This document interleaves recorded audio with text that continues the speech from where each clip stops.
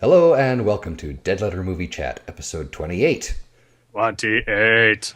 28. recorded January 9th, 2016. I'm Tim, I'm Andrew. and we're talking about Quentin Tarantino's new movie, The Hateful Eight. Andrew and I both went to the 70mm roadshow presentation of this in our respective homes. And We got souvenir programs. yeah, which is the thing that used to happen in road shows. If you went to, you can look this up on the Fantasia Blu-ray. I think you can actually see some of the road show. Yeah. Because they would give you these things at road shows, and it's kind of like they did this for like the Alamo. I think they may have done it for Around the World in 80 Days.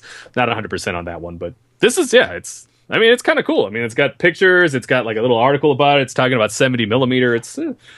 It's a neat little thing. I'm sure someone's selling one on eBay if you really want one, but I'm not. This is mine. Yeah, I'm not selling mine either. Yeah. So, I had a lot of fun with the experience just for that. Yeah, no, it was really cool. We got an overture. We got an intermission. Yeah.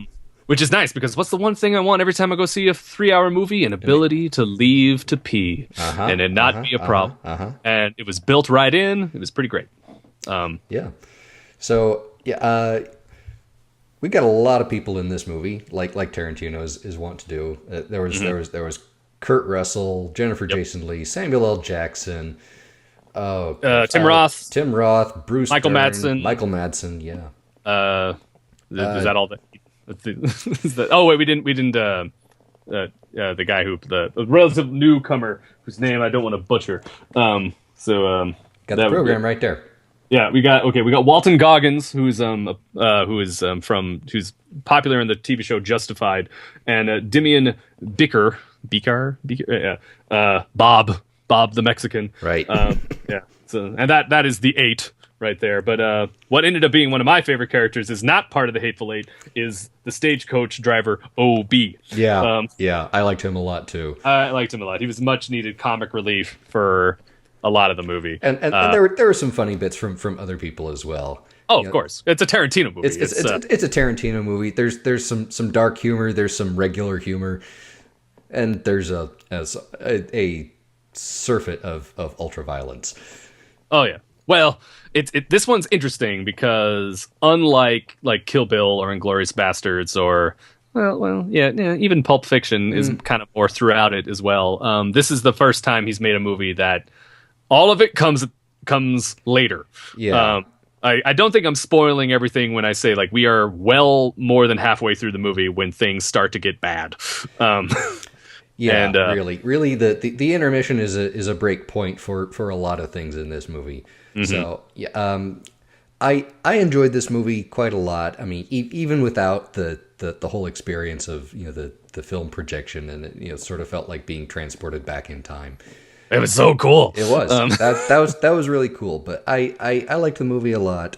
It was definitely Tarantino. Oh yeah, totally.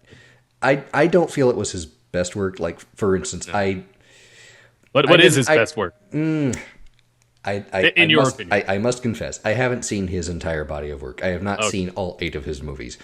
So let's say I didn't like it as much as I liked Kill Bill, but I liked it more than Inglourious Bastards. Okay, so because to me, I would say Inglourious Basterds actually is his best movie, but that for different reasons, of course. Like I think he does a really good use of ensemble in that one. I never got bored watching that movie, which is a pretty big deal because of how long that movie is. I get a little bored watching Pulp Fiction. Jackie Brown I actually really like. I think Jackie Brown's underrated. And the thing is, like, the thing I don't know about this movie is if I would have gotten bored, luckily, because there's an intermission where I would that's a fair point. So there's that in mind. I do, however, think I did enjoy the movie. I definitely enjoyed the experience.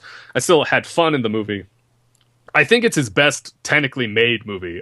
From like a filmmaking standpoint, this is his best rendered, made, just in the can goodness. Like he's he is definitely. I mean, as much as I love Inglourious Bastards, this is a much better This is a filmmaker who's definitely learned how to make something amazing, and that's pretty cool. Yeah, and it's really great just to look at, and that it's not just for the eye candy. It's how things are framed and how he takes the audience with him as he's moving the camera around.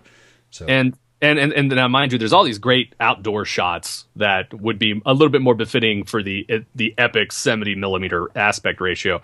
But even the inside ones are really interesting because things are so wide. You can see so much more going on. Like you get to how often do we actually get to see like a character far in the background react to the scene in a normal movie? Whereas with this kind of scope, we get to see that more.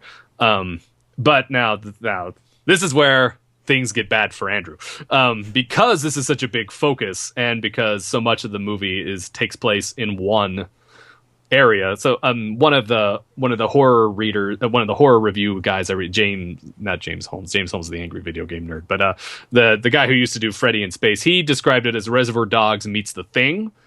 And that's a little bit. I mean, I get that to an extent. So there are people who aren't what they seem. They're locked in this one little area. It's cold outside. Kurt Russell's there with some epic facial hair.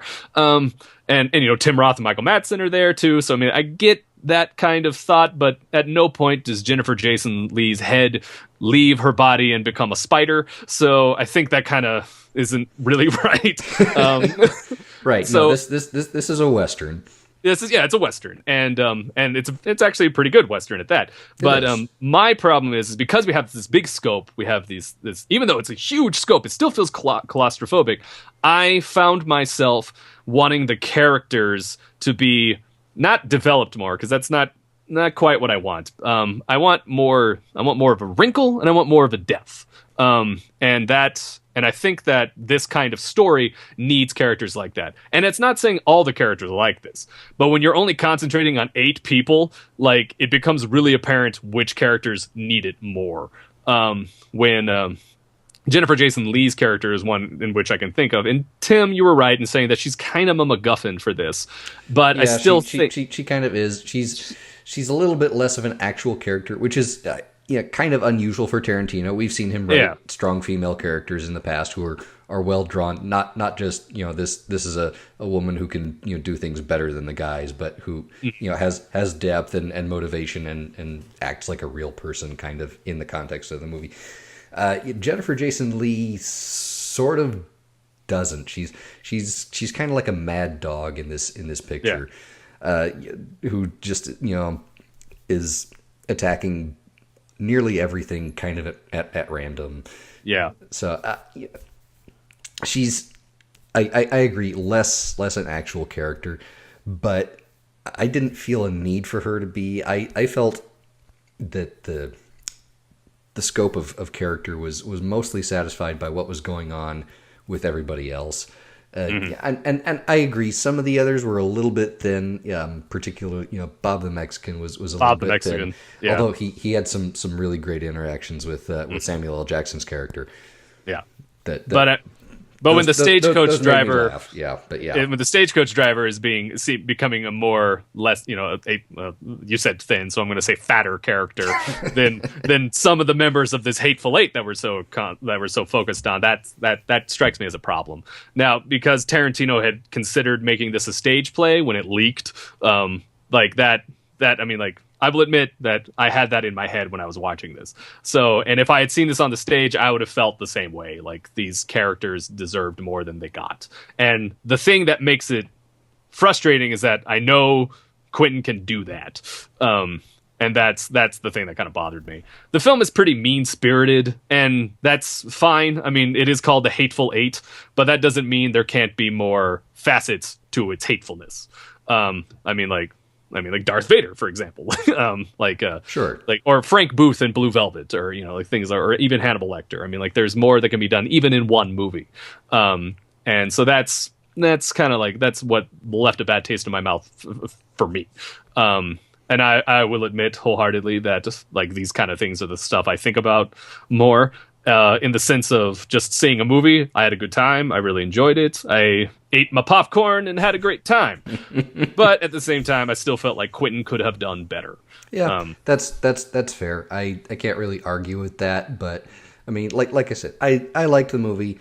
I mean, I don't really have a lot to say. This really brought it down. There were a couple of things that made me kind of uncomfortable, but I mean, that's kind of what he was going for. So I guess done there.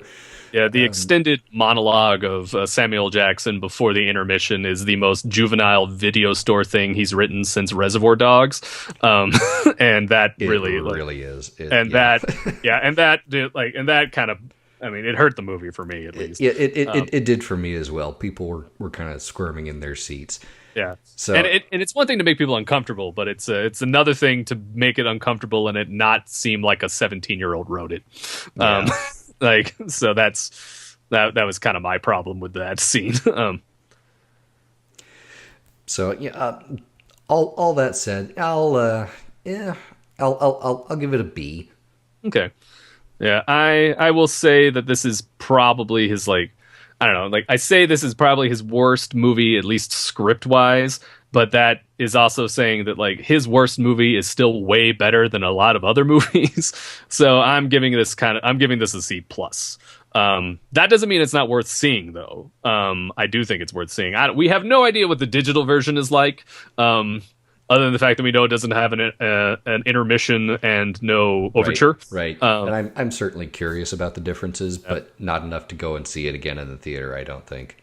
And another thing that, like, I knew the kind of movie that he was kind of going for with this, and a movie that I really like, an Italian film that I really like called Il Grande Silenzio, The Great Silence, which is also a movie that it takes place in Western snow-capped area, and it's a Western movie with really nihilistic characters that are super hateful, just like the characters in this, but they still seem to be more interesting. And